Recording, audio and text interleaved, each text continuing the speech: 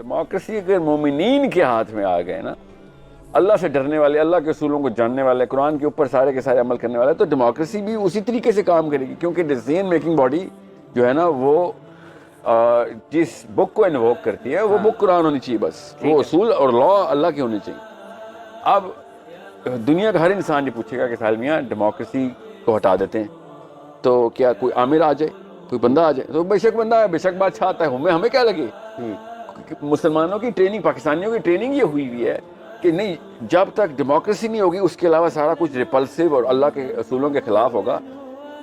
کسی بھی لیول کے اوپر ڈیسیژن میکنگ باڈی, چاہے وہ ایک بندے کی ہو, چاہے وہ ایک پارلیمنٹ کی ہو, چاہے سینٹ ہو, چاہے لوگوں نے سلیکٹ کیا ہوا ہو, جب پیپر کے اوپر پالیسی قرآن کی لکھی ہوئی ہے, نبی علیہ السلام کے اصولوں کے اوپر لکھی ہوئی ہے, تو پھر آپ جس مرضی طریقے سے کریں.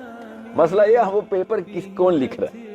That is the supply that we need from every house of Pakistan, کہ وہاں سے بندے آ کے بولیں. میں اس لیے کہہ رہا تھا پاور میں آئیں. پاور میں آنے کا مطلب ہوتا ہے پالیٹکس میں, پاور کا مطلب ہوتا ہے بزنس لیڈرشپ میں, پاور میں آنے کا مطلب ہوتا ہے پبلک پالیسی میں آئیں, پیپل لیڈرشپ کے اندر آئیں. جب تک اصلی اللہ کو جاننے والا, نبی اسلام کو ماننے والا, ان کے اس علم کو جاننے والا کہ پالیسی کیا ہوتی ہے, اکنامک پالیسی کیا ہوتی ہے, ایگریکلچر پالیسی کیا ہوتی ہے, پولیٹیکل پالیسی کیا ہوتی ہے, فارن پالیسی کیا ہوتی ہے, یہ مولوی صاحب کو نہیں بتائی جاتی. اس لیے وہ انفیریٹی کمپلیکس میں آ رہا ہے کہ وہی یہ پتہ نہیں کون سے فرشتے یا وہیں آتی ہیں ان کے پاس. وہ بیسک کتابیں ہیں, آپ ان کی ٹریننگ لیں, اور اس کے بعد آپ جب ان سیکٹرز کے اندر اللہ کے اصول نافذ کرنے والے بچے دوڑائیں گے پاکستان میں, تو آپ کو پتہ چلے گا کہ پھر نہ عمران خان صاحب کے پاس گنجائش ہوگی, نہ نواز شریف کے پاس گنجائش ہوگی, ان کے کنسلٹنٹس ہوں گے. ابھی تو عمران خان مانگے بھی نہ تو ان کو قرآن جاننے والا بندہ نہیں ملے گا یہاں پہ اکنامک پالیسی کیا, کیونکہ عمران خان صاحب کو بھی پتا ہوگا کہ یا تو قرآن جاننے والا ہوگا یا پالیسی جاننے والا ہوگا, یہ دونوں کو جاننے والا بندہ نہیں ملے گا. The option was to get enough numbers, especially اور پاکستان میں تو آپ کی ویسے بھی ریگولیشن 4-5 سٹیز سے ہوتی ہے. All you had to do was get the Masjid.